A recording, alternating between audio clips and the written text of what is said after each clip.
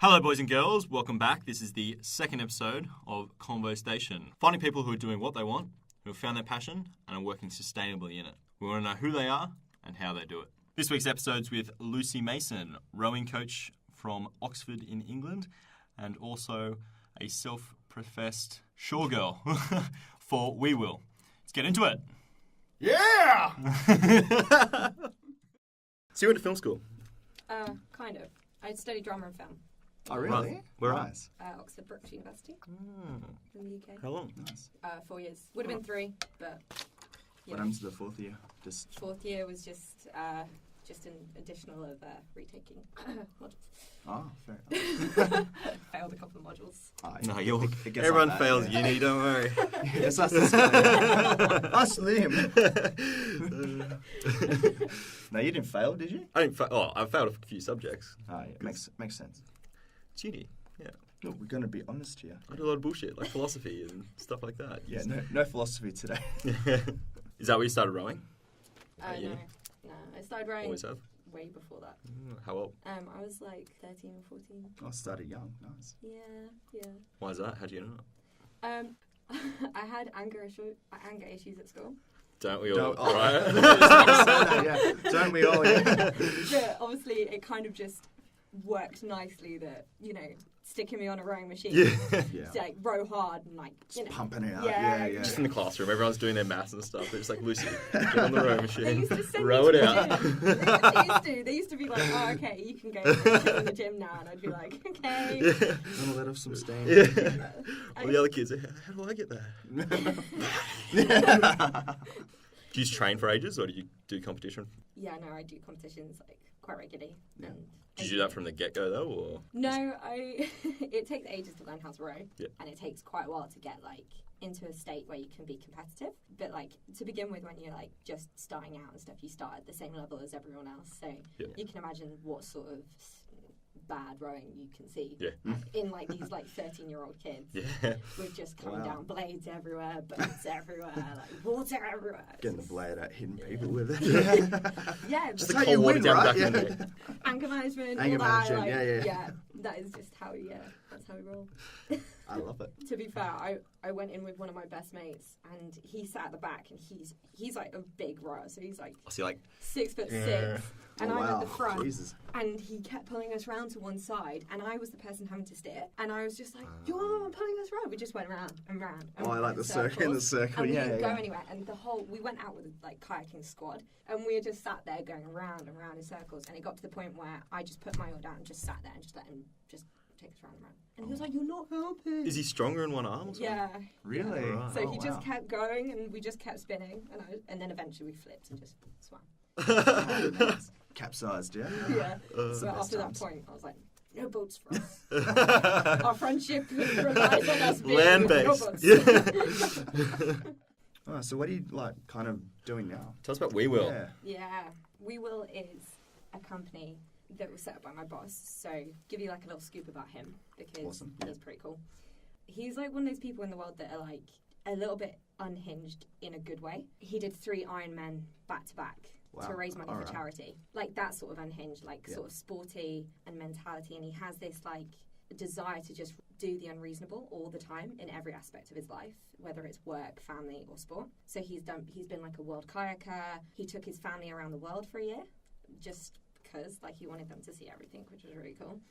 And with work as well, he started Virgin Media from scratch in South Africa for Richard Branson, which was really cool. That's pretty good, yeah.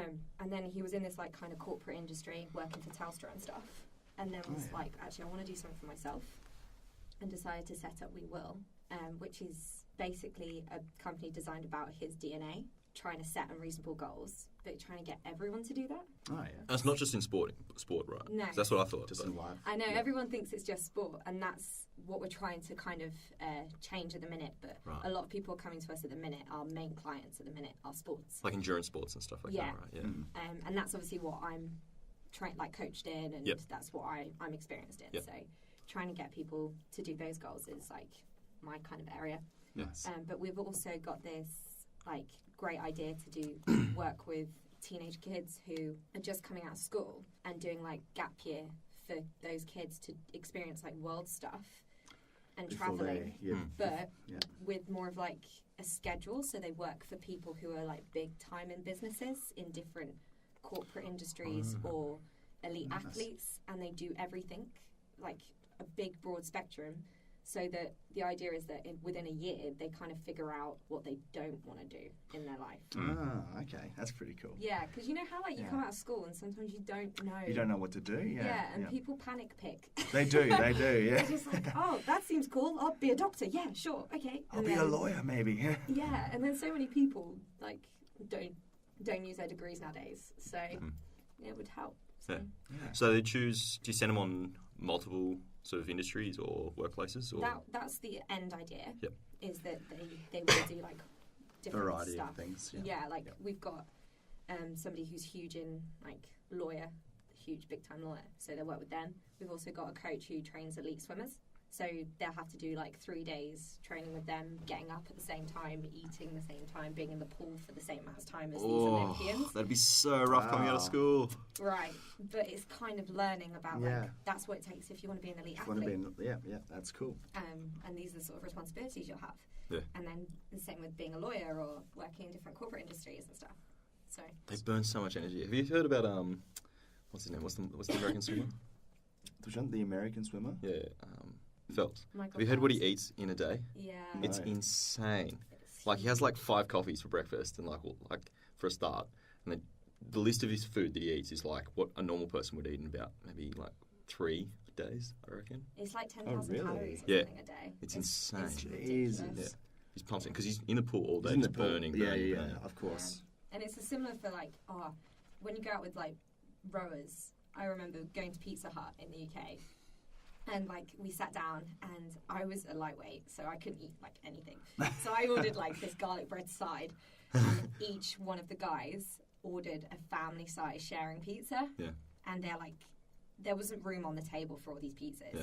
And there was a family opposite us with one Just pizza one family. Pizza. Oh my sharing, and I God. was just so embarrassed. I was just sat there like, oh my god, just surrounded by all these pizzas and these boys just guzzling and then getting extra sides and ice cream, and I was just like, And you'll just say, with my garlic bread, just... and I couldn't even eat all of it. Oh, wow. I was like having to give it away because I was like, shit, the calories. Oh god, eat it, and I was just surrounded by food, and I was just like, oh, this is like my hell right now.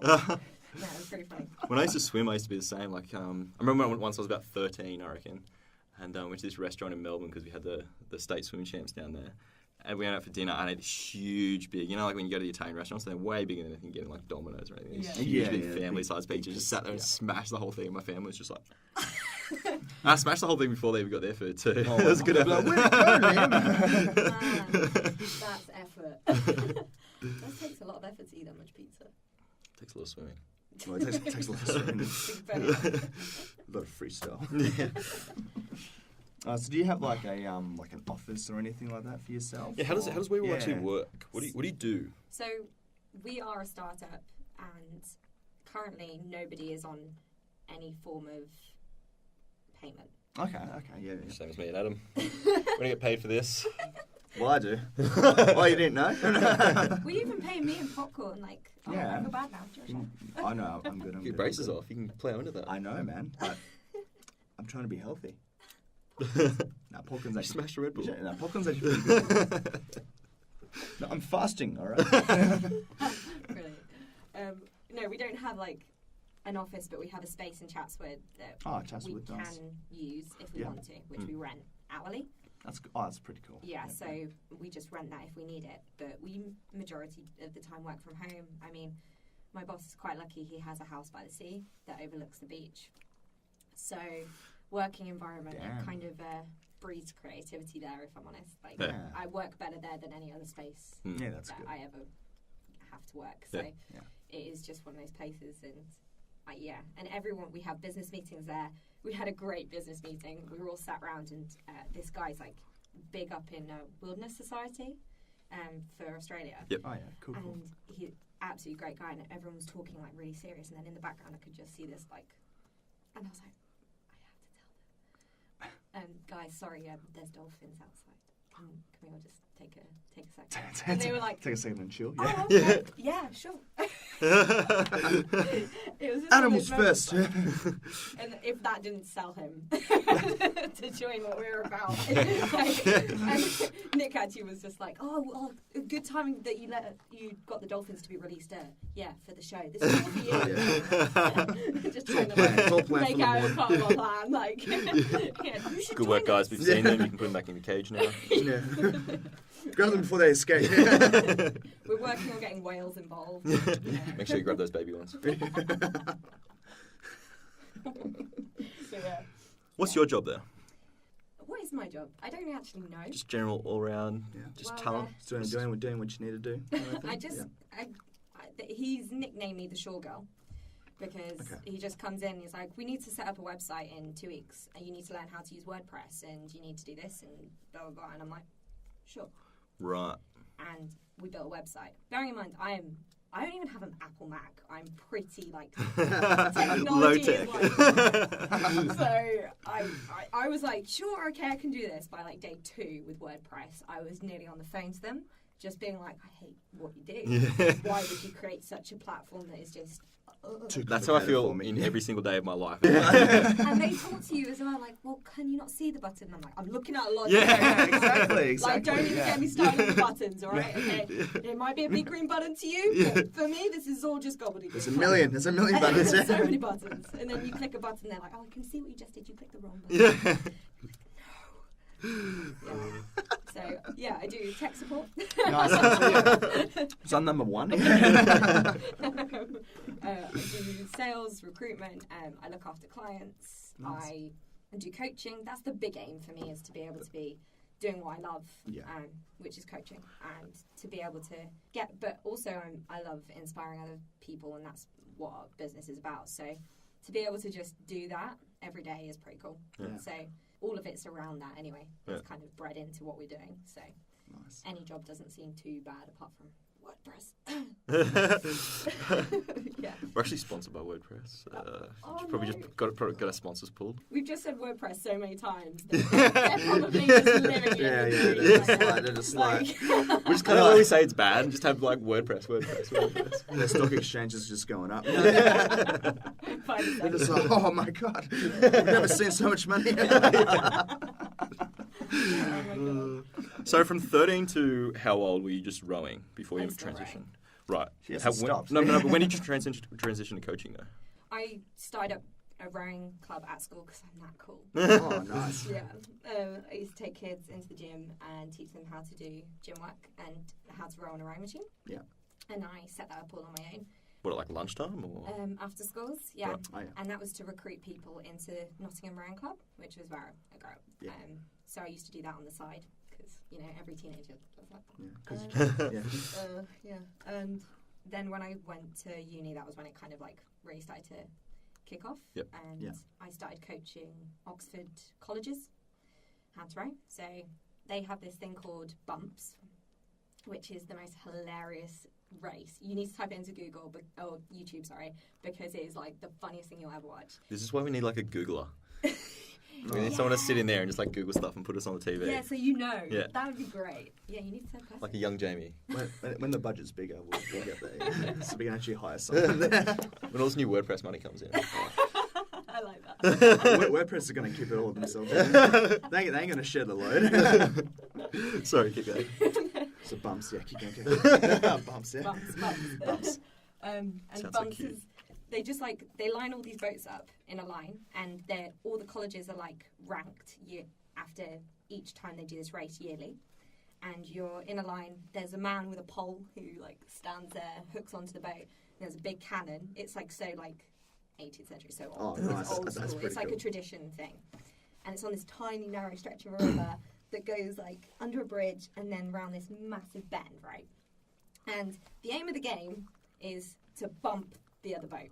That's sick. So it's that's awesome. It's It's like dodgem cars, awesome. but Yeah. oh yes, Yeah. that's my sort of I would love to sport. do So this. you row into the person in front of you, smash their boat up, and bearing in mind boats are so expensive. Yeah. And so all of us Do you use special bump boats that are a little bit more sturdy, No. or These are Oxford colleges. Are you They're allowed to- only the best. Are you allowed to like customize them? Like, Just put a big like. oh damn it! You know, like Zero Roman checks. ships have the big like thing on the front, like the yeah, big battering ram. battering Just rams put- and that. Yeah, exactly what I was like thinking. Some like swords. Like, Oh, yeah, that'd be so cool. Or it's like light them on fire. It's got Molotov cocktails. That could just be adding like the extra level, like Yeah, Just but Mario Kart, but that'd be rowing. Pretty cool. danger yeah. bumps. They're danger bumps. Life bumps. Life's on the Like line. Robot Wars, but with Robot boats. Mario bump.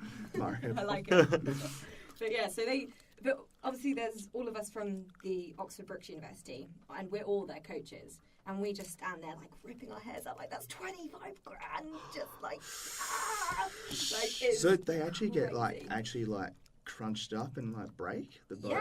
Yeah, Wow. So there's this video of this one boat, and so the cox that sits at the front of the boat, he's there, he's coxing, and he's turning around and he's like, oh my god, and this boat just literally goes up in front of him, in front of the person who sat in stroke, like, of the boat, and just completely comes up like this, snaps the brake, like completely snaps in half.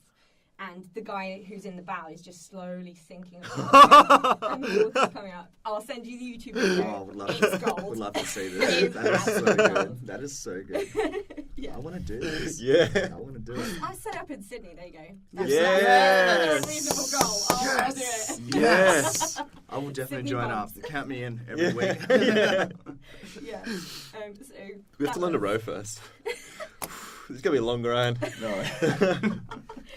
Yeah.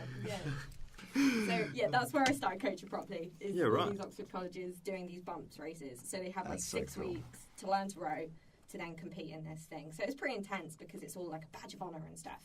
That's And awesome. I should probably drop in New College because they were my college predominantly for like 3 years. And Shout out to New College. There we go. All Yeah. the listeners in England, right? It's going worldwide. I thought I should like, represent, you know. And I've dropped in Brooks as well, so we're all good. So when did you become a professional coach? Though I guess when you were at school, you would have just been like I was just doing it. doing it. Just doing it for fun. Yeah. Yeah, so that was when I was at Brooks. Yeah. And then just after Brooks, I finished my degree. And as we all know here, you come out of a degree and you're kind of like, oh, broke. what do we do? Yeah. I'm broke. I have no money. I don't really know what I'm doing in my life. But Still try and get a deciding. job, you know? I have a degree and I work in a restaurant. So I was like, well, you know, I'll take whatever comes my way. And I got a job working at a school in Victoria. Oh, nice. So I was Where? I was in Gippsland. Right. Yeah, Okay. in Sale, because I know Right. Australians know where that is. Yeah. I know Sal's. Yeah. Yeah. Yeah. It's so dead that like tumbleweeds actually drift through the middle. And, Oh, really? yeah, and people ride like cows and kangaroos and That like, is so cool. Yeah. so out in the sticks. And I don't drive. Oh, you had a bad time. Yeah, it was just me on my bike and my gorgeous flatmate who had to drive me everywhere. So bless her. Yeah, so that was it was a long stint. Yeah. Wow. In the nice. middle of nowhere. Yeah. That's good. But I did like this typical British thing of like I saw Australia and I saw Sale and I saw Sydney here and I saw, you know, Melbourne here and I was like, oh great, I'm slap I'm so bang. close. I'm so close. That's fabulous. Oh, Oh my god, no. like this like bushy-eyed British girl, you know, get off the plane. And Best of both worlds. Yeah. Be like a mix of Sydney and Melbourne, right? Sydney and Melbourne. I can The do cultures both. would just collide. Oh, it's Exactly. gonna work so well. no idea. Did you get there in summer or winter? Yeah, winter. Oh. So how about Grey. And It's just basically like being in the UK, isn't it? Yeah, I was no gonna one told say, me that. yeah. Right? So I haven't changed yet. I literally rocked up in like my shorts, strapped up, like, yeah. Jesus. oh my god, like, what am I? Where am I? Like, should have stayed at home. Like, yeah, so that was a big Good old Sale. reality check. Nice. Learning. You're learning. Yeah, just, It's all about learning. Why do you like what Yeah. you do? Why do you like it? oh dear, that's a good question. 'Cause your job is literally to motivate others. Yeah. Yeah. So what kind of motivates you to motivate others? Wow. I know it's a biggie. Yeah. I don't know, that's a bit deep, isn't it? We're digging deeper. Don't worry. I know. Well, I think, from my perspective, I think if I didn't have a goal, like I'm a goal-driven person. There's 2 types of people. There's journey-driven people and there's goal-driven people. And journey people just like going for the ride. Like my brother's a journey person. He travels the world with his guitar, and you know, day to day he doesn't know what's going to happen, and it's still all very hippie and cool. Nice. Whereas I'm like, if I don't have a goal, I'm like, what do I do? So for me, it's like, if I have a goal and I know what I'm going for and aiming for, then I feel like motivated every day. And if I want to inspire people and I want to be successful, like, then I feel like I need to wake up every day and motivate as many people as I can. And that's kind of what the business is, you know? So, like, I guess that's what drives me. Do you think to have, like, a definition of what personal success means to you, you have to have the goal? Like, you have to know what you're supposed to be achieving to feel like you have achieved anything? Does that make any sense? Or do I need to think about how to say that again? No, I think it does make sense. I think, do you mean like if it's an altruistic goal? So like if it's going to affect other people, or if it's your own goal? So any. Successful. So you say you're a goal-driven person. So I'd imagine you have goals in pretty much anything you do, anything you care about, right? Pretty much. To feel like you've actually can tick that one off. I mean, I guess if you're ticking something in the box, then there's a goal there in the first place. But if you feel satisfied in what you've done in that area, do you have to have checkpoints that you've reached to feel like you've... Yeah, of course. Yeah. It's like breaking everything down. That's what is so like important about when you set these unreasonable goals, is that you have the stepping stones along the way so that you don't ever feel demotivated. Because if you're not ticking those things off along the way, you never feel like it's achievable. Whereas the whole point of an unreasonable goal is it does have to be realistic and achievable. Yeah, and if you're not setting yourself miniature goals along the way, that's right. Then you got to set those. You're just going to be so disheartened, you know, and you have to be completing something. Like it's a big thing you learn from coaching, is that every training session you might take the worst individual out in a boat ever, but as long as they get one thing during that session, they're making a step, and they'll feel like they're making a step, and they won't want to give up. Yeah, exactly. And that's the biggest thing, is making, you know, little steps every day towards a bigger goal. Definitely. How do you think journey people get motivated? Do you think they just keep themselves in constant states of motion to kind of... I think so, and I think they live so in the moment that they don't even worry about that. Like, there may be a goal along the way, but I think it's achievable. Like, they're okay with the process and just living in the process. Yeah. Who do you work with? Like, who are the people that come in, and who are your clients? Clients? Yeah, so what are some of the good, cool ones? Okay.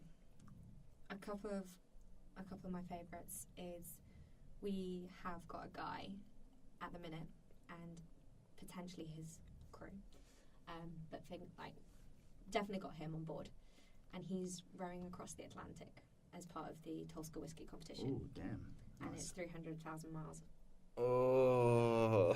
Get this? This guy, he's like, I think I may need a little bit of help. And I'm like, oh, okay, sure. So, it's called Red Bull. like, what, you know, how do you want me to help you? Like, what sort of goals are we setting? He's like, well, I don't actually know how to row. So to begin with, I was like, right. Can you swim? No. Do you know what this is? It's a life jacket. But he was like, oh yeah, well, my mates just, you know, said, what about doing this? And I was like, yeah, sure. And I was like, oh my God. And you don't know how to row? Nope, don't know how to row. Right, cool, we can work with that. That's so fun. But he's just one of those individuals who have completed amazing stuff again. So he's driven beyond compare. He's got that mental thing as well, like sets himself goals all the time. He's walked up to base camp on Everest, and he did it unaccompanied, because both the people he was with suffered from altitude sickness, or saw him who was suffering from altitude sickness, and they were like, we're out, because if you die, it can be on us. So So when I turned around to my boss actually, and I was like, yeah, I think one of the things I'd like to do is climb Everest. And he was like, there's dead bodies, you know. There's a queue at the top to get your selfie with the thing. It's like a horror story every time you mention it. Hey, it's like, you see dead bodies up there. It's just some old man. It's just like, put me off. It's like created his own cave, and you've made it this far, have you? It's like a bridge. He's like, I must ask you 3 questions. So yeah, he's one of like the best clients that we have at the minute. He's like obviously on this huge goal, but he's not doing it just to like say that he's done this amazing goal. He's doing it to raise awareness and raise money for charity as well, which is really cool. What charity is it? Well, we're trying to decide at the minute, but we're kind of landing upon Alzheimer's/dementia. And we're going to do a huge PR campaign for that and try and raise like a huge awareness of that. Nice. Yeah, So, That's cool. Yeah, that would be... So that's the bigger plan and that's the bigger picture for his journey. It's not just him rowing across the Atlantic, which is already huge. It's like trying to get a global donation to the cause. So do you so how's kind of like your social life and that kind of thing? Do you work really hard, or because you're not from Australia, so do you get out and meet people much? Do you see Australia much? Oh my God. Kind of, not really. Yeah, that's so many people say that from overseas. They're just like, oh, I've seen a bit of Sydney, and you're like, yeah. So saw the Harbour Bridge and the Opera House. That's all right. The Rocks? The Rocks? Oh yeah, the Rocks. That's a pretty big place, landing and stuff. you got to get out there. You got to see stuff. I know. You saw Sail at least. I saw Tick that one off. And Melbourne. And Melbourne's all right. We should start a campaign to make Sail like the premier tourism attraction in Australia. Don't do that. Don't make people go It's there. right in between Sydney and Melbourne. It's great. Until we spread it to the UK. What we need to do is go to Oxford and ask them to open up an Australian campus in Sail on the river. Just a Do rowing you know campus. what? If you did that, they'd be like, okay, yeah, we've got money. Yeah. So Why how much do you need? Yeah. They'd be like, Box in sale. Yeah. I like it. Yeah. Okay. $1,000 here. Oh, yes. Let's make it the bump capital of the world. Bump. There you Oh. go. Just crazy Mario Kart style bump races. And whoever wins bumps in Oxford Yeah. can then come and race here. Yeah. Yes. Right, we've just made a money run. Someone write this down. My God, guys. Oh my God. You know, Give me your pen. So do you have any hobbies besides rowing, or is it just rowing? Altogether? rowing. It's just all rowing. It's just all right. No, I actually, as part of the business, went and did a mountain biking thing. Oh yeah. So when I say mountain biking thing, we had this mountain bike race and we didn't get any people to come on board for it because it was such short notice. So we So didn't get won't any be like clients. And so my boss was just like, you want to go back to the UK, it kind of ties in with your visas. He was like, why don't you do this mountain bike race? And I was like, again, sure, girl. Sure. So when are we going to book the tickets, blah, blah, blah. Oh, it's in 2 weeks' time. I've never mountain biked before. Is some of the training from rowing similar? Like, you have to train... What do you I think? don't know, like... I'm on water. Your legs would have to be pretty strong, aren't they? You. Well, Like, some similar muscle groups, It's the isn't there? I complete don't know. opposite, that's like the dude. most dumbass question. No, it's not. Sally, there was an Olympian. Heaps of people go from Are you rowing Okay, saying- to... so cardiovascularly, like, Yeah. fit. Yeah. Don't you train similar muscle groups? And legs, yes. But it's not, like, transferable because mountain biking is such a skill-based sport. Like, You gotta have True. so perfect skill-based. balance. And I literally just based that off an Olympian who transferred sports. But that's different. I think when it's a skill sport, like sports, it's just like saying, oh, well, if you row, you can play tennis. You can't Yeah, you play can't just go. tennis Yes. just because you're fit enough to run around a court for an hour, That's true. but you're not. You can't. Doesn't mean you're going to be hitting the ball for an hour. Yeah. Like, so it's the Exactly. same thing. So I did it 4 times, and then I went and competed in this race. This race is one of the hardest mountain bike races in the world. That's pretty cool. There was 2,200 people there. I was one of 20 females. Nice. Right. Yeah. So now you're getting a picture of what I did. Yeah. Okay. So I set off on my bike, and I've been in like national finals of rowing. Like I've been big time rowing, right? And I have never been so scared as I was stood on that start line because I was just like, I know today could be the day I die. Yeah. Just looking at everyone. And everyone's just there, like professionals, just like ready. And I was They're all just there, seeing like, red. But in rowing, everything was in rowing. Everyone's in their lanes and that. But like mountain biking, is Oh man, It's a mass start, Yeah. so everyone goes off at the Yeah. same time. It wasn't like it's like doing ocean swims where like you start off in this pack and then everyone's just like clawing over you and like drowning you. And you're basically just fighting your way out of it. Yeah. yeah. It's the same thing with mountain bike riding. Yeah. Elbowing people off their bikes. Oh, yeah. It was absolutely terrifying. That's actually pretty cool. You know, it's I've definitely raised my arm out of the water like this. Like, Oh, it's like you just got to fend people off. And, Yeah, yeah. kick like a little bit. Yeah. Yeah, it's good about. You can't kick when you're on a bike, but I definitely had my elbows out because that's what my boss was like. He was like, "If in doubt, get your elbows out, make yourself big." I was like, "Okay." Big stainless steel elbow pads. Again, you know, spikes. Yeah. Oh, yeah, Spice customizer. Bump bike races. Yeah, we could go into that after we. Yeah, go true. Like, Yeah, boat stuff. we'll prove the formula with boats, and then we'll Yeah. get into the. I think that's What would happen to Sal? So yeah, we start on this race, and I asked to. I said that I'd do the 70-kilometer ride, right? And we go up this massive hill, like get to the top of one of the peaks. It's 2,000 meter climb. So I did all of that, and I get to the top, and I was like pretty chuffed with myself. I was like, yeah, okay, 2,000 elevation. Never even done that in my life before. So I was feeling pretty chuffed, and then there was this massive, like, the only way to describe it is like a clusterfuck, basically, of people at the bottom of this like extra top bit to the climb. Because it was just like a really narrow stretch. Like, Yeah. So everyone just slowed, like plummeted up to it, like. and everyone was having to carry bikes. You weren't allowed to ride it because it was that difficult. Yeah. So everyone was walking it, and so it was a massive group, and obviously all this mud and water because there was like a waterfall was just like getting sloshed around. That sounds so dangerous. So we get to the top, obviously, and like we go past this like safety people, and then we're coming down, and it's on like the first proper like big descent. Of course, my back tire goes. Oh. I flip over the top, and I was with a professional, and she was Canadian, and she just like, Lucy, do not move! Oh my god! And there was like people like running off their bikes like towards me, and I lay there, and then I was like, I didn't hit my head. Jump back up, and I was like, I didn't hit my head. She was like, stop moving! Like, stop Your neck just goes. Oh, yeah. Everything's fine. It And just it's like, so, but I was bleeding a bit, and like, so she was like, "Oh." Is that what my that's God. from? No. This is another stupid accident. Anyway, but yeah, so we went back up the hill to like the safety people, and there's this French woman, and she spoke like no English, and I was like, I just came off my bike, and she kind of just washes it with a bit of water, and she's like, oh, does this hurt? And I was like, no, not really. it's a bone popping out. Does this hurt? And I was like, no. She's like, you're good, you're right. I was like, all right. Got a band-aid there, or? Okay, cool. You know, whatever. I'm fine. I wanted to complete it anyway, so Yeah. you know. But accommodate, like, we're massive behind the pack now, right?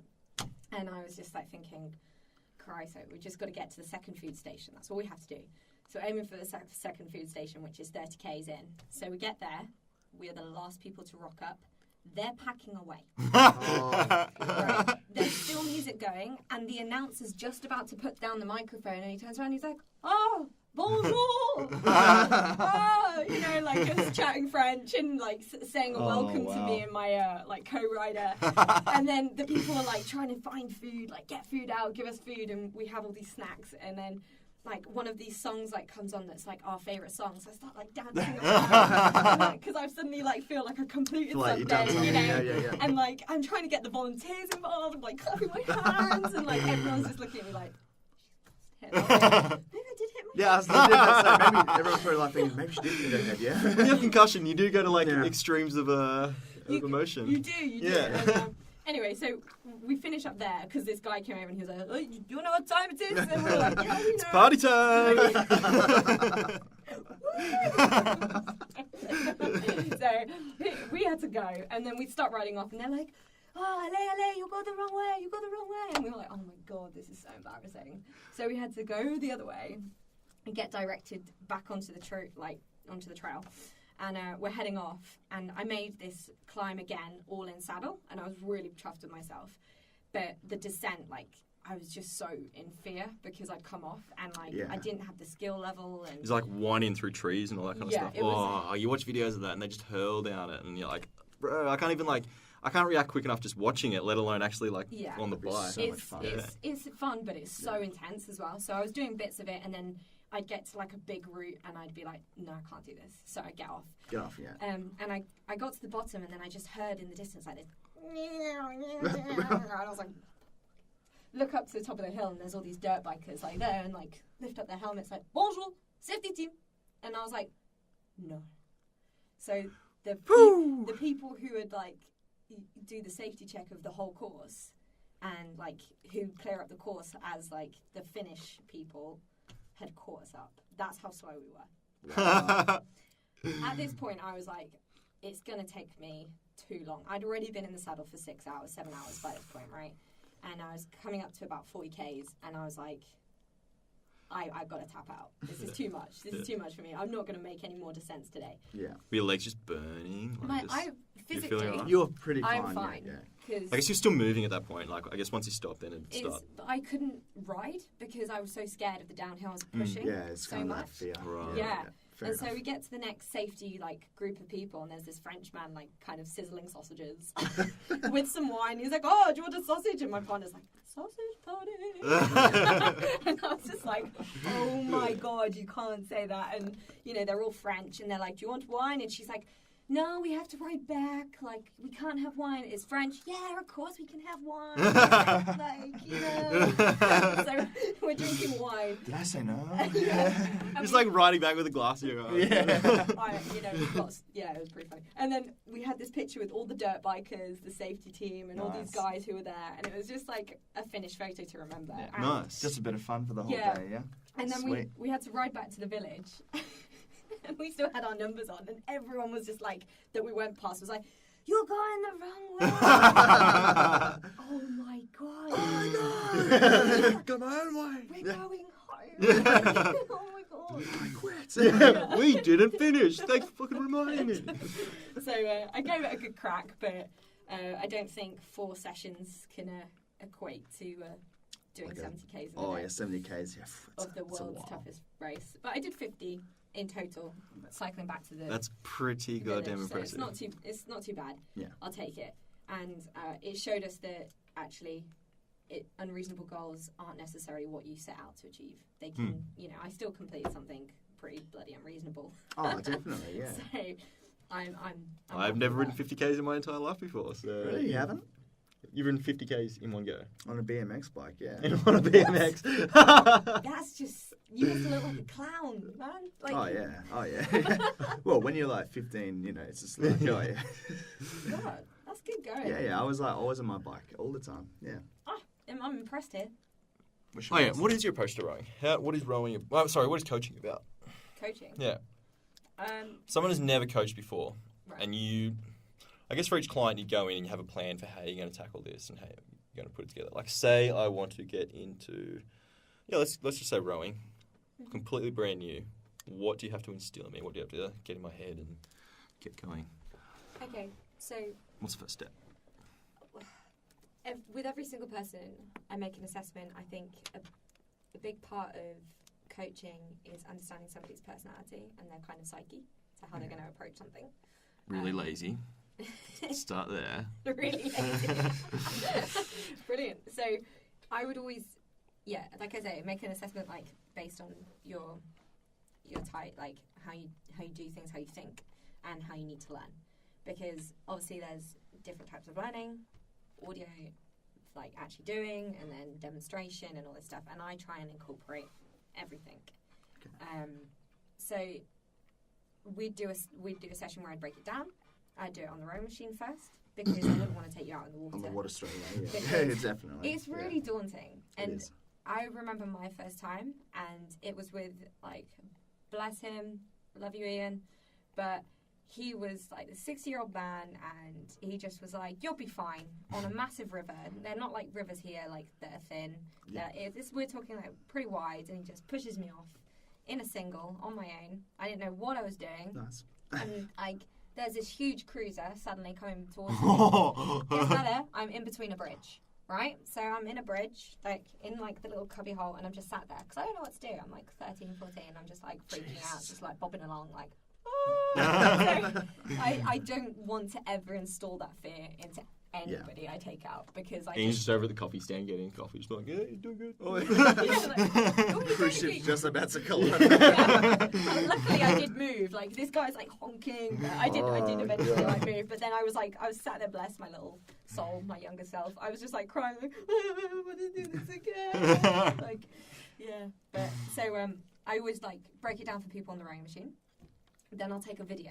So at the end of the session, after I've broken it down, I will take a video of whoever it is on the machine, and I'll send it to them afterwards with the breakdown of the bullet points that we went through. Okay. So that they can actually see themselves. Yeah. What they're doing right, what they're doing wrong, and they can kind of see where I was coming from when I was talking, if it didn't completely make sense. Also, the written down is people learn from reading, so that's a great way, is like teach people from that so that they get to watch it and then they get to read it as well. And they've been demonstrated. I'll sit on a rowing machine next to them. I'll show them how it's meant to look. So they're trying to get like this whole round for it. Nice. Yeah, I was going to ask if when you send the videos, do you ever like put it side by side with the video of them doing the same thing but the right way, so you can show the difference between like or anything like that? Yeah, like I will normally send like a video of themselves, and then I'll send them a video from professional athletes or a breakdown video. I've got like a repertoire that I normally use and I send to work on different points. So I'll send them across like afterwards. And then the biggest thing about getting people out on the water is actually the terminology.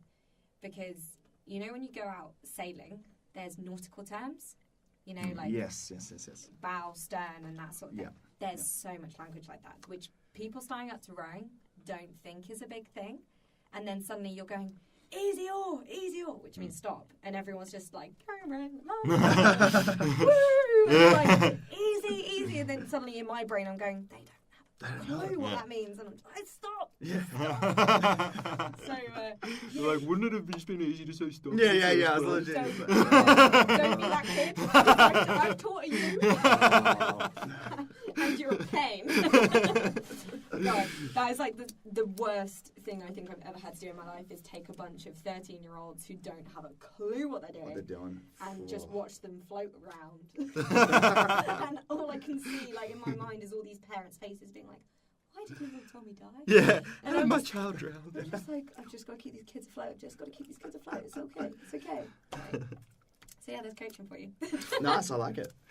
Right. So simple. So if anyone's want to become a coach, there's the guideline. Go out and do it. And, Make sure people float. No one sinks. Get those 13-year-olds to sign waivers. Yeah. Yeah, 10-year-olds signing waivers. That's what we need. No, it's important as well that they feel. I always want them to feel comfortable asking me a lot of questions. Because I think it's a sign whether they're actually comprehending what's going on. And engaged too. That's true. Yeah, because the biggest thing is when kids are just sat there, or even adults, like, they're just like, Oi, mate, you. I'm talking to you. Get your blade in. So, Put them on the water, it's so nice. Yeah, and like people look at the scenery and like, Get their phone out and like, sunsets. No. That's normally my job. I'm driving the launch, just like, in the speedboat, like videoing the kids, then like. Yeah. Yeah. Now that is beautiful. Yeah. Oh God, I did video the kids. Just not sunset. The kid she was employed to video. Not... Yeah. Oh my God. I didn't even think about that. They signed waivers. I have my working for children check, everybody. I have my card. Because Rolf Harris videoed the children as well, but that was a different thing. Don't bring him up. He's from the UK. My childhood right there. That was a big moment for me. Like, my whole world came tumbling down. It's like, who is this man now? He's Australian. Oh, but he was in the UK. Yeah. He worked in the UK. Yeah, and he was on all the TV shows I used to watch when I was a kid. So.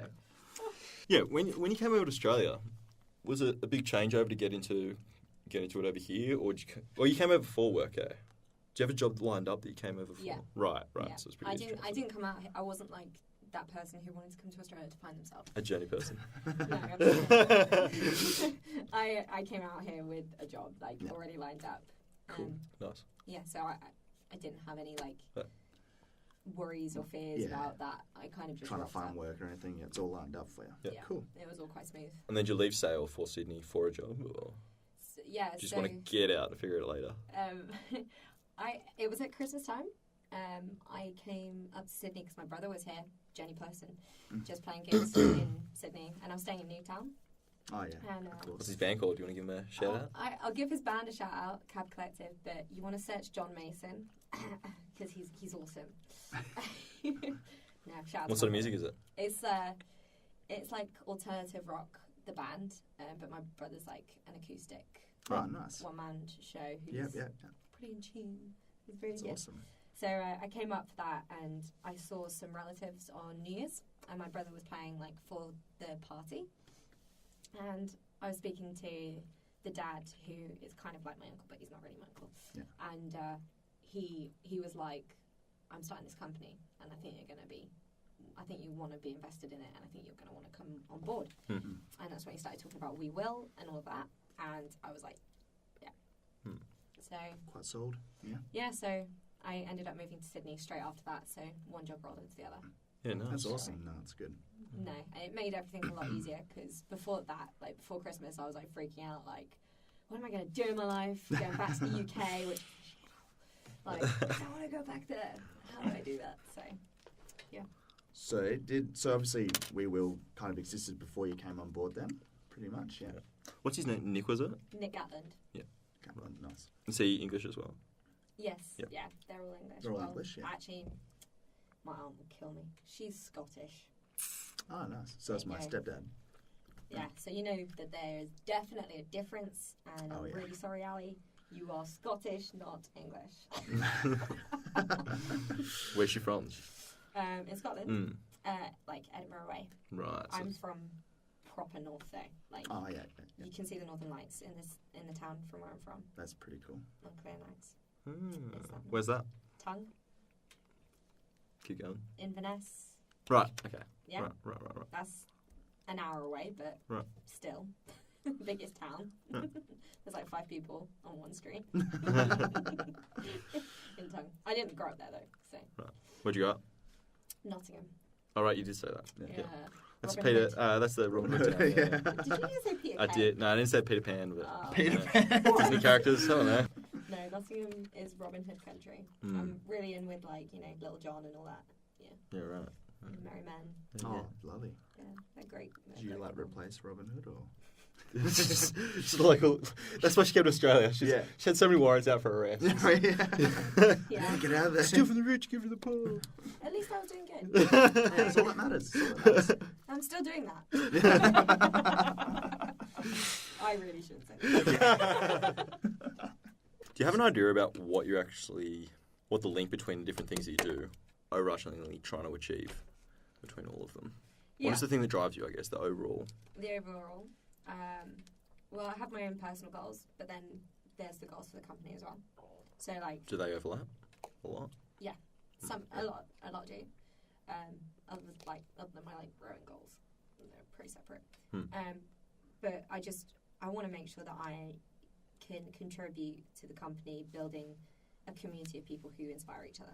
That's what we're aiming for, and that's my goal, is to, I don't know, affect 500,000 people within a couple of years. Nice. That's what I want to do, and Yeah. I want them all to be part of this community that are inspired and living, like, seeing what everyone can do if you just set yourself a goal and live outside your comfort zone for a couple of weeks or a year. Just give that up, and like, if I can get people to do that, then I will feel like We Will's done its job. Yeah, Nice. that's good. That's awesome. It's relatively similar to what we're trying to do. Yeah, The whole thing is just trying to like share other people's messages of how they are doing what they like, kind of thing, in an attempt to get people to just start thinking about what they want to do, and this is how this person achieved that. Can I apply lessons we've learned from that and apply that to what I want to do, kind of thing. I mean, it's kind of it's similar vein, I suppose. Yeah. Yeah, Just- I'd agree. Getting people to believe in themselves. Yeah. Yeah, that's right.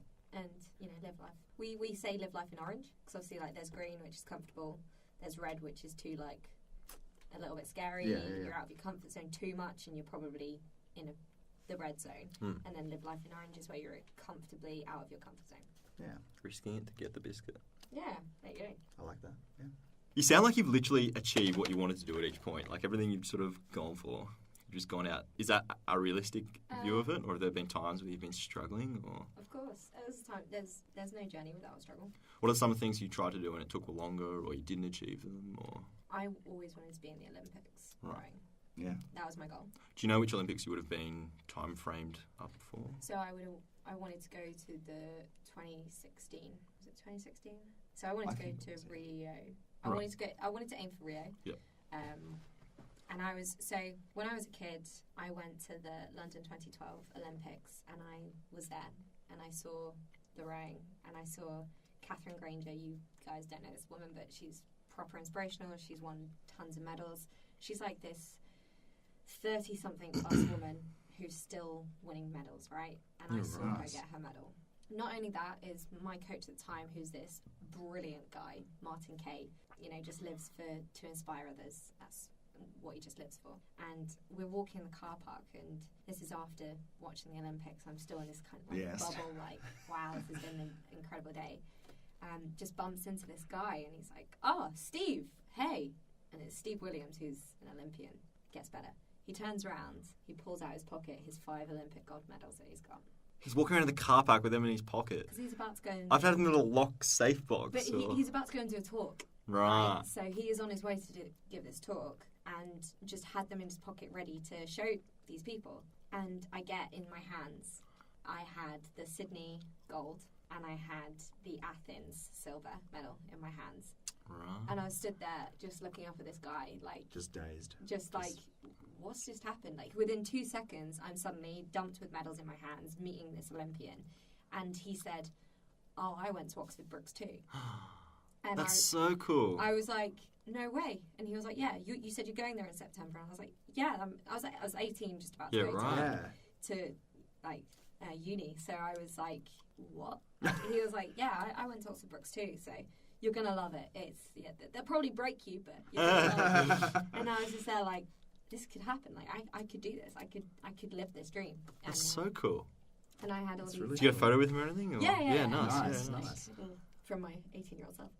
But no, it was like one of those moments which you kind of think that's what I want to do. Yeah. So the Olympics, you were training for the Olympics? Or? So no, you have to break it down into squads. So you have to try and crack into the under 23 team first, to then be considered for the senior team, to then go and race at the Olympics. Okay, so there's like different breakdowns, and so I was trialing, but obviously I probably don't seem that small to you two, but in rowing terms, I'm a midget. Oh, okay. So I had to be a lightweight. So I had to be really strict on my nutrition, and I had to eat quite a lot less than a lot of people would in a normal day, and got quite obsessive because obviously you're having to weigh in, and you're having to also perform. Sounds like UFC or something. Sorry? Sounds like UFC or something. Yeah, you do lightweight rowing, you put yourself through the same sort of mentality as that, because... What is the weight, or what was the weight limit when you were... So the lightweight in summer weight, racing weight, is 57 kilos. Jesus. Wow, okay. And you have to weigh in at different points of the year. So you Really? start... Really? Yeah, so they let you have a winter weight, so you were like 60, 61, then 59, 58, 57. Boy. It's very strict. So obviously I went to... That's very light. Yeah. I was doing the whole trialing system, and I did all right a couple of years in a row. Like I wasn't anything special. I was kind of like middle of the road average. And then probably the year that I was going for my best year, I dropped down to about 59 kilos, which is quite light for me. I was eating about 600 calories a day, and I was burning about 2.5 in my training sessions. I was training back-to-back sessions, and I went to trials. You do a 2-kilometre test. We did that on the Saturday. Then you do a 5-kilometre test in a single on the Sunday. And then I went back to Brookes, and it's one of the hardest training programs in the world for university rowing, right? So on the Monday... Is there a reason for that, or is it just... Well, we are one of the best performing universities. They just went to FISU, actually, a couple of their crews, and a lot of them picked up a lot of medals. And that's world. So they're very high up. And so on Monday I had a test, Tuesday I had testing, Wednesday I had testing, Thursday came around, and my body was obviously just like screaming. Oh, it would be. Yeah, and we were doing these pull-ups, and I'll never forget it. I was like doing this pull-up, and I just heard this like... Oh no, oh. And I let go of the bar, and I just landed at a heap on the floor, and my coach was like, what's wrong with you? And I was like, I can't breathe. Like, I really can't breathe. and I stress fractured and fractured 3 of my ribs. And it was the year that I was probably on for performing at my best, but my body couldn't stress handle fractures it. Yeah. too. Far out. I used to get shin splints when I played rugby, which are stress fractures, and they hurt so much. Yeah. I feel like someone's just like literally taking a chisel to your shins, and I've broken bone. I'm really clumsy, as you can tell. Yeah. And, I've broken bones. I've had sprains. I've had stress fractures everywhere else in my body. Like I've snapped my hamstring when I was a dancer. That would have killed. Yeah, it was painful. Like, so I've done stuff, and nothing has ever compared to doing my ribs. Yeah. Wow. Because it hurts to breathe. Yeah. You can't sleep. And you can't stop breathing. Like you got to continue breathing. Yeah. You try. Yeah. So yeah. Yeah. Only for the healing process. Yeah. So that was a dark phase for me for a good couple of months because I couldn't row, I couldn't go to uni because I couldn't carry my bag. Oh, yeah. And yeah, so everything just seemed like it was Were you falling working apart. at the time? Do you have a part-time job or anything at the time? Yeah, you were coaching, of course. I was coaching, but I also worked at a bar because... Oh, you wouldn't be able to do that. No. So you weren't getting any income? Or? I wasn't getting any income. Is there It was a any really kind of dark welfare in point. England? Or? Wow. Yeah, but when you're a student, you get your student loan. Right. But that doesn't cover the cost of living at all. So you were very, very poor. I was basically broke. A friend actually had to give me a loan. Yeah. Because they knew I'm very conscientious with money, so I would pay them back. But it was a really tough point in my life because That's obviously crazy. I was injured, couldn't move, couldn't do anything. What were you thinking about your rowing at that point too? Were you thinking? I mean, did you have it in your mind that when you get better, you go back to it, or were you just kind of like? I think that was the point for me where the dream. I realised that dream was probably one you weren't going to achieve. Maybe, or that I would really have to dedicate my life to that. Yeah. It's not something that you do. So the people that are the best at it in the world are people who just dedicate their life to it. It's They just don't their have life. jobs. Yeah. They don't have, and I have to have a job. I support myself. So I didn't have that ability to be able to just quit because everyone was like, "Oh, just quit your waitressing job."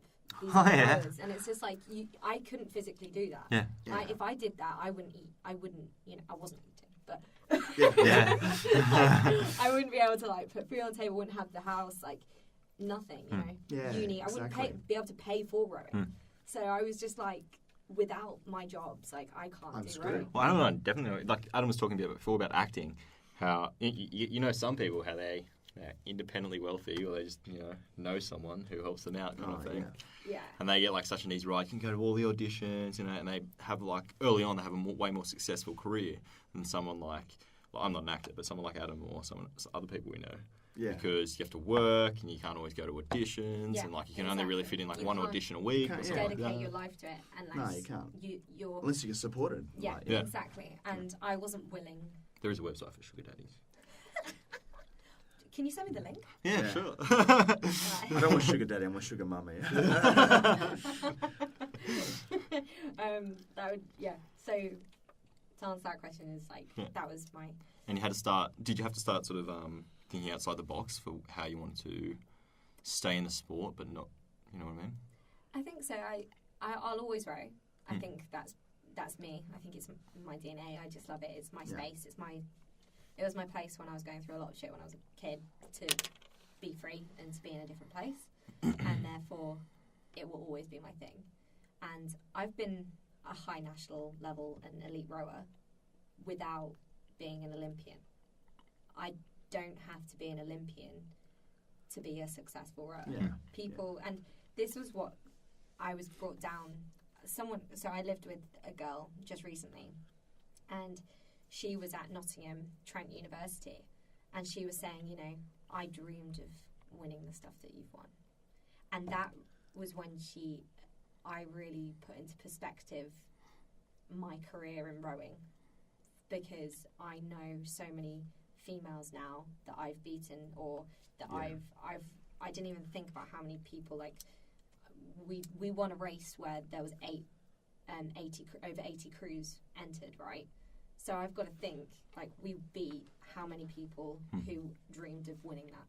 That's it. who would just dream of winning that, Yeah. you know? And then you readjust your thinking, and I just feel like... You learn how to take the wins. Yeah, but also I feel That's what I mean, appreciative. Yeah, Yeah. that's what I meant by that, yeah. Yeah, Learn how definitely. to- yeah. Definitely. So it's grounded me a lot. Yeah. Because I was just like, I want to be a world rower. I want an Olympian. Do you reckon that helps you with your goal setting and with your understanding what a goal is and how you can make yourself feel better by achieving it?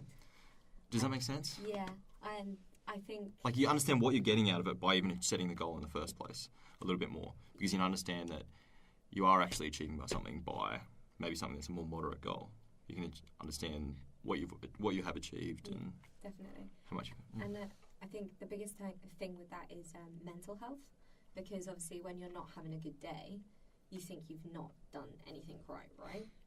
Yeah. And my mum, like, to put it into, like, she just put it into, like, the best thing ever. She was literally like, okay, but today all you have to do is make yourself a good cup of coffee or make yourself a good cup of tea, and all what you've achieved is you've made a great cup of tea. Take the small things. Yeah. And I think that's what I've learned, is to appreciate those small moments. Yeah. Now, like, Yeah. you know, constantly. Small little victories. Yeah. I was listening to a guy. All add up. He's a psychiatrist, and he was saying you should make your bed in the morning, because if you don't achieve anything else for the rest of the day, at least you can come home, look at your bed, and say, I actually got up and like had the self-discipline to do that, and I achieved like a little something. Yeah, it's a military speech. And Right. it's a military speech, and I swear by it. I make my bed every day. Nice. Because I know that I would have achieved something that day.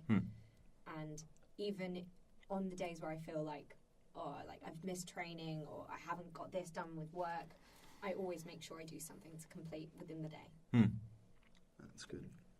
That's good mentality. Yeah. Yeah, I write it down in a diary normally as well, because I'm that. You know, that Are you a disciplined person? Sorry? Are you a disciplined person? To an extent. Or do you make yourself, but you're not naturally, or? I think I require discipline to achieve. Yeah. And I think I can be quite hard on myself in the discipline way. Like, you know, but I'm learning to try and, you know, love myself. Ease off. Ease it off a little bit, yeah. Find myself in Australia. I'm just growing up. I'm just growing up. And I'm just learning that, you know, you don't have to complete 18 kilometres of rowing in training today to have completed a good training session. You know, it's about moderation, I think, for me, with discipline. So I've got to discipline myself. Otherwise, I don't achieve. Like, that's simple. I think it's a requirement. Discipline is a requirement to achieve. So. Sounds like you're enjoying the journey. Oh, I am. I'm so spiritual. It's so funny. So from your failures though, what are the things you've pulled out that you enact today though? Like that you enact in your work? Because that's the idea of failing, right? That's why people say it's good to fail, to be able to learn from it. Yeah. Are there things you've noticed that you have learned through years and through everything you've been through that you consciously put into practice? It's a big question, I know. It's a big question. I think it's a tough one, because I think I'm quite self-critical, and so learning how to kind of deal with your own self-criticalness with your failures is quite difficult. Because every time you fail, you think, well, I shouldn't be failing, like, I need to be doing better. Yeah. So what I think I've learned is that failures are good, like just like you said, pretty much, and I think that's what I'm learning. That's my biggest thing. Do you write out sort of what you've done and like the good things you did and like the things you think you did well, the things you think you can improve on, and the things you should do next time and stuff like that? Like, yeah, definitely. And with all of the coaching I do, particularly because obviously it's quite close to home, and I believe it's something I'm good at. I like to get feedback. I like critical feedback. Yeah, definitely. Because I just thrive in it, because I'm like, I want to know how people work. I want to know what's going to make me a better coach. absolutely. Yeah. And it's the same with starting up a business, as I'm sure you two are aware. It's like every day's a school day. I feel like I'm learning everything. Yeah. Oh yeah. Oh yeah. You learn so much, yeah. right? Like, so fast. And that's the biggest thing I'm learning, is that, like, we will has so many failures every single day, but we also take the big wins Yeah. every week. Like, it's incredible what we've done in 100 days, like, which will be soon. And it's just like thinking about all of what we've overcome already just to get there. And the failures don't even affect us. That's good. Yeah. And I think that's the biggest thing, is that failure isn't a dirty word. No, it's not. There you go. That's how it kind of is here with us, I guess. Like, Was there's it a lot of, I mean, no, we haven't failed Did you just hard. call Adam a failure? I feel like that's Oh what you yeah, just did. yeah. And shit at everything he tries. I said to myself every day, I was like, get out the shower, I'm just like, look at you. I tell myself every day, it's like, I remember when I was 15 and I was going to be a millionaire such by big 18. dreams. Yeah. Now I'm 25 and I'm struggling to pay rent. Isn't that like every 15-year-old boy just like wants to be a millionaire? By Yeah, 20? wants to be, just That's wants like- to be like a young millionaire. I won't worry about hex because I'm either going to be rich enough that it doesn't matter or poor enough that I won't even have to pay it. I'm never going to hit that in between. I guarantee that, yeah. And you're just daydreaming about that when you're 23, waitressing, like, oh, I remember that. Yeah. So I still owe like 40 grand. Yeah. I don't have to pay it. Yeah. Hey guys, how's your food? I'm going to stay one of your chips. It's all about how to... Yeah. I used to love doing that. Oh, yeah. That was what I used to live for. And if they're an awful customer, oh, No. there's cheeky things you can do. Oh, I won't yeah. say Just put them. heaps of hot chili relish on it. Just every time. Ooh, that's me. You're supposed to put it on as this fine smear. Just. I was a bartender, so I used to do people over. Nice. And my favourite one was, if any of the Brooks boys that I used to row with listen to this, this is hilarious. For me. For me. Yeah, so I was a bartender in like a local bar, which was close to where everyone lived, and so they all used to come in like after their pre-drinks, pre-Larry. Like, yeah, shots, man, tequila, woo, yeah. And I'd be like, yeah, of course, yeah, 15 tequilas, and they're like, give us it half price. I'm like, yeah, sure. Water. Oh. Dash of tequila, top, Just to make it just taste. a little Just to dash. get that flavour in. Yeah. Yeah. So and like just like that, and then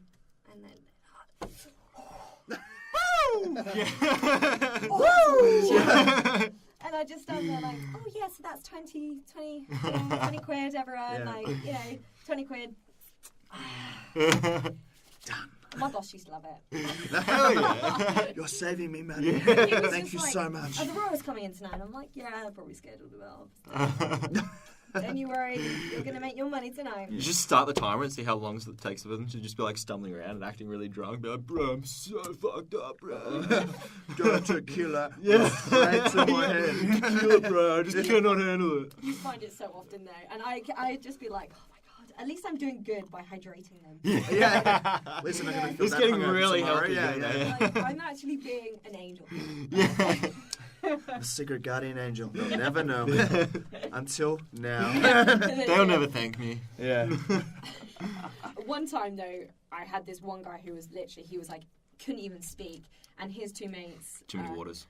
Yeah, too many waters. He came in and he was just like, yeah, off his face, and so they were in on it as well, and they thought it was nice. gold. they thought it was absolute gold, and I was just feeding this guy water, and he was just like, yeah, Luke's gonna have enough of those free shots.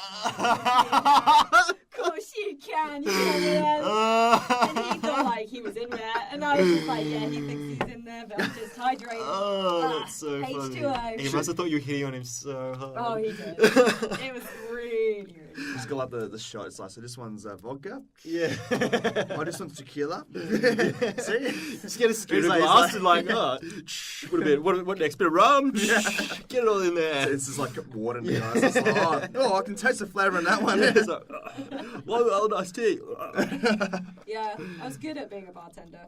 Nice. Very fun bartender. I love it. For my manager. Yeah, for the manager. Raking it Yeah, in. right.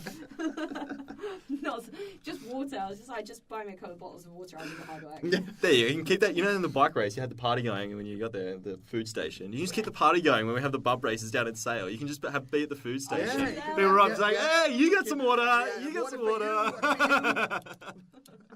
Like those girls that like, Yes. Just a big blaster. But like, yeah. It was like, am I not? Like, the mystery. It'd be great. There's too many ideas going on, guys. There's too many brains. All I'm saying is easy money. That's all I say. Right? Yeah. We should have cash prize for the one person who actually gets alcohol. Oh, yeah. Oh, I got the tequila! I got it. And you win. Tequila bingo. Alright, so 5 years, 10 years, 100 years. Where will you be? What will you be doing? 100 years. Yeah. We can all pray for that. The first person to live to 120 has already been born. Wow. You're pretty healthy. Stay fit. Could be you. Thanks, sir. You believe me? I'm calling for 200 at least. 200. 5 years, I want to be like comfortable with the business. Not comfortable, but like Sustainable? yeah. Yeah. I want it to be a platform by that point. Yes. I really want it to have impact in 5 years. In 10 years, I hope that this is all company based. Like in 10 years, I hope that we really have something that other people are enjoying, and maybe other people are able to start making branches on in different countries. I think that's 10 years. That'd be cool. But we will have probably another couple of countries involved within 5 years. But 10 years, definitely more global expansion. It's all spread out to the world. Yeah. Nice. That's 5 years, 10 years. Is that it? Then 100. 100, yeah. 100 years. I will be the best type of old person, and I will be eating all the cake. Nice. How much lawn bowls will you play? Sorry? How much lawn bowls will you play? Lawn bowls. Well, that's only a thing over here. Like, everyone plays that here. Like, Yeah. it's huge. Like, I don't play it now. Yeah. No. It is. The rule is you got to finish a beer at each end. Okay, yeah, I'll be playing. Oh yeah. I'm going to start. She's And a going to slice start of now. cake. Yeah. Slice of cake, yeah. That's my type of bowl. I want pizza. Oh my god, it'd be like balls by the slice. I love it. Slice of cake, slice of pizza, and then you have to do a slice. Like, oh. Slice. Yeah, slice of beer as well. Slice. Yeah.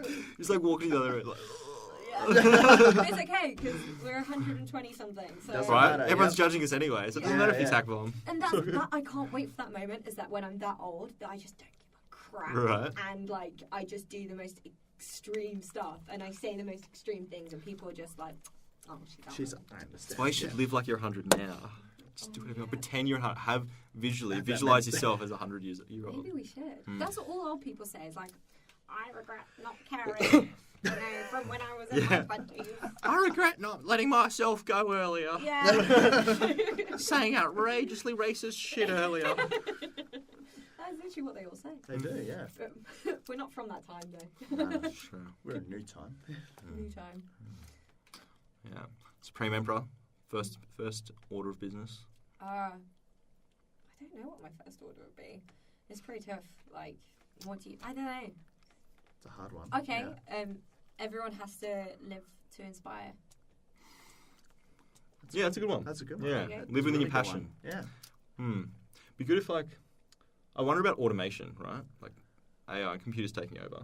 If everyone's out of a job because all the manufacturing and everything's taken over by computers, and we have to keep people living, we have to have basic welfare. Everyone has like a shelter and food income.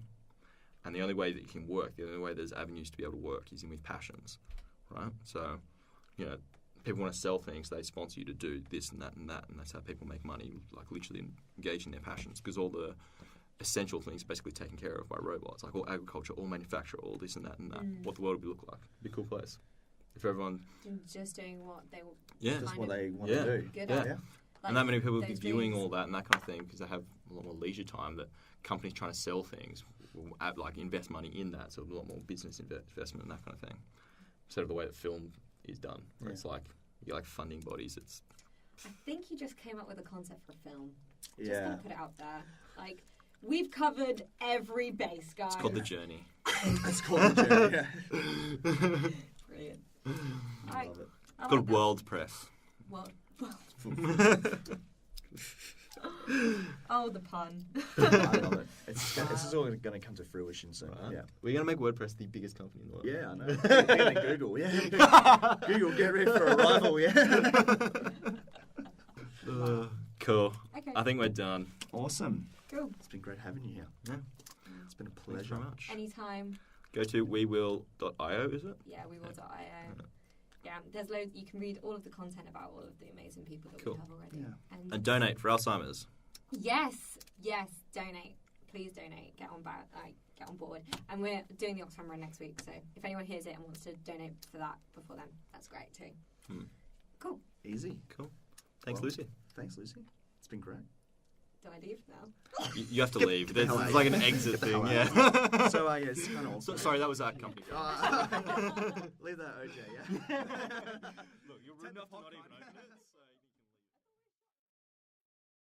All right, guys, that was episode 2 with Lucy Mason. Hope you enjoyed learning all about We Will. Oh, we learned a lot of things, a lot of interesting and intriguing things. So, yeah, I feel like we've learned something as well ourselves. I think we have, definitely. She's a very intelligent person. Very beautifully spoken as well. Definitely, I'd agree. Mm. Oh, she's great. Put us to shame. Well, we're pretty crabs. Yeah, what can you say? Yeah. All right, Not guys. surprised. All right, stay tuned for next fortnight, episode 3 of ConvoStation. Follow that on our YouTube channel, ConvoStation on YouTube. Alternatively, you can follow us on our Instagram page or our Facebook. Again, just search ConvoStation. And thank you again, guys. Take care. Have a good day. Bye-bye.